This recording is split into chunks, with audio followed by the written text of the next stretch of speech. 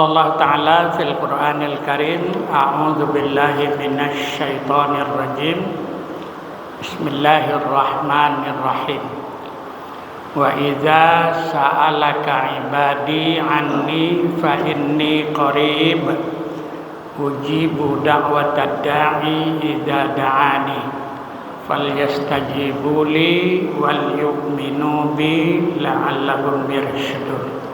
Shadaqallahul azim. Dan apabila bertanya hamba-hambaku kepada engkau hai Muhammad tentang aku, maka katakanlah sesungguhnya aku ini dekat kepada hambaku. Aku akan memperkenankan segala doa dan permintaan hamba-hambaku apabila mereka berdoa atau meminta.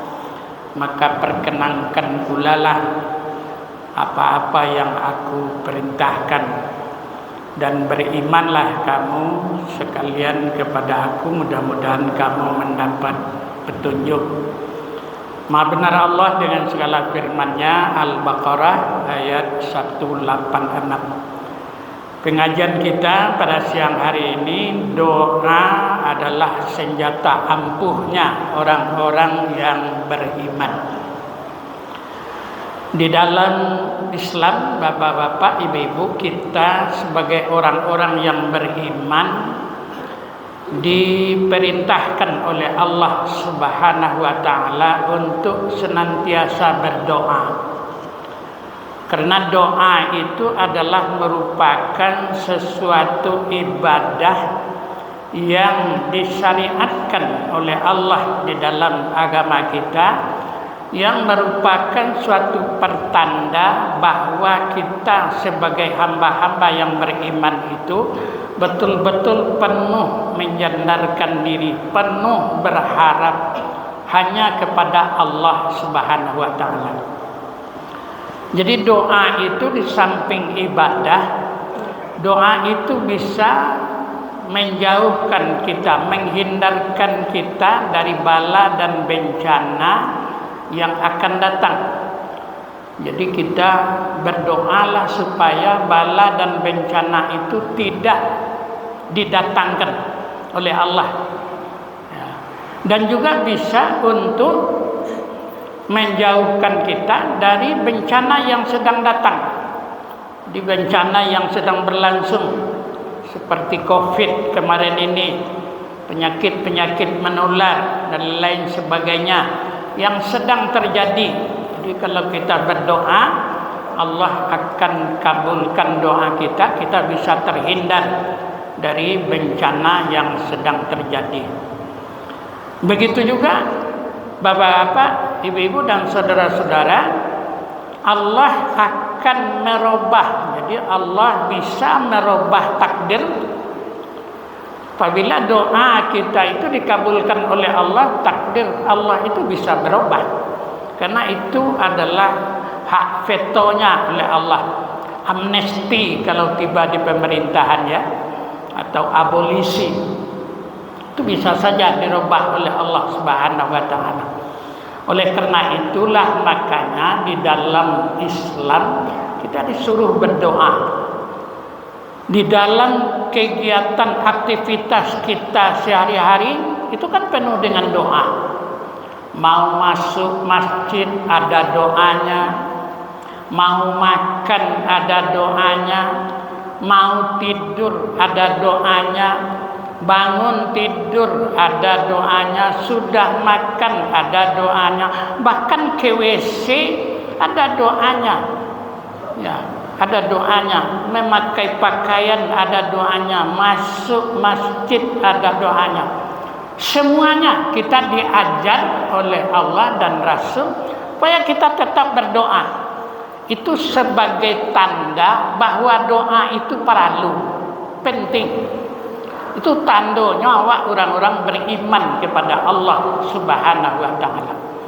Di dalam hadis dikatakan oleh Nabi, ad-du'a'u silahul mu'min wa imaduddin wa nurus samawati wal ardi.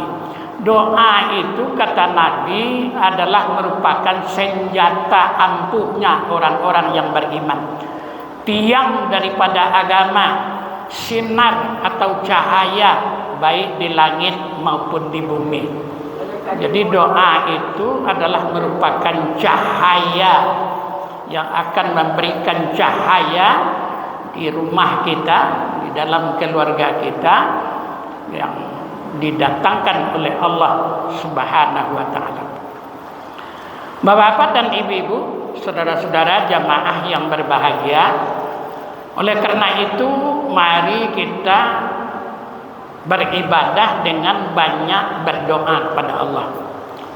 Bagaimana tata cara kita untuk berdoa kepada Allah agar doa kita itu bisa diijabah oleh Allah? Jadi tata tertib berdoa itu yang pertama, berdoa harus langsung kepada Allah, tidak boleh perantaraan atau dengan wasilah. Apakah itu wasilah dengan kuburan orang-orang saleh, apakah itu wasilah dengan apa saja, ya, kecuali tempat-tempat yang sudah dijelaskan oleh Nabi, tempat yang makbul. Itu sebenarnya bukan wasilah sebenarnya, tetapi tempatnya sudah ditentukan, waktunya sudah ditentukan. Yang kedua, mulailah doa itu dengan tahmid, dengan memuji Allah. Jadi jangan langsung kita berdoa, tetapi mulailah berdoa itu dengan memuji Allah Subhanahu wa taala. Yang ketiga, menjauhkan diri dari makanan dan minuman, pakaian yang haram. Jadi kalau mau doa kita itu dikabulkan, diijabah oleh Allah, jangan makannya makanan yang haram, ya minumnya minuman yang haram, pakaian yang haram, itu harus kita hindarkan, harus kita jauhkan. Yang keempat, sebaiknya berdoa itu menghadap kiblat. Lalu yang kelima, menadahkan telapak tangan ke atas, itu merupakan ya sunnah tabi'iyah. Kemudian yang ketujuh, dengan penuh pengharapan, jadi optimis. Jadi innallaha la yaqbalu doa min zahri qalbi. Sungguhnya Allah itu tidak akan mau menerima doa di belakang hati. Jadi kita harus optimis. Dalam hati kita harus ada sikap positif bahwa doa kita itu akan dikabulkan oleh Allah. Jangan ada pesimis. Awak berdoa tapi di dalam hati ya ikut doa ndak akan dikabulkan oleh Allah, ndak boleh. Kita harus berbaik sangka, kita harus positive thinking, kita harus optimis bahwa doa kita itu akan dikabulkan oleh Allah. Kemudian 8, jangan minta supaya cepat dikabulkan oleh Allah. Jangan ada unsur paksaan terhadap Allah. Jadi jangan kita mendesak agar doa kita itu segera dikabulkan oleh Allah. Yang ke-9, doa itu singkat, tepat. Jadi kalimat daripada doa itu jangan seperti seniman, berbelit-belit ya. 7 poin saja apa yang akan kita minta, dengan singkat, dengan ringkas dan jelas. Kemudian doa itu ditutup pula dengan bertahmid. Ya, doa itu ditutup dengan kalimat tahmid atau memuji Allah Subhanahu wa taala. Lalu yang terakhir, pilihlah waktu-waktu yang mustajab untuk berdoa. Jadi waktu malam Lailatul Qadar misalnya,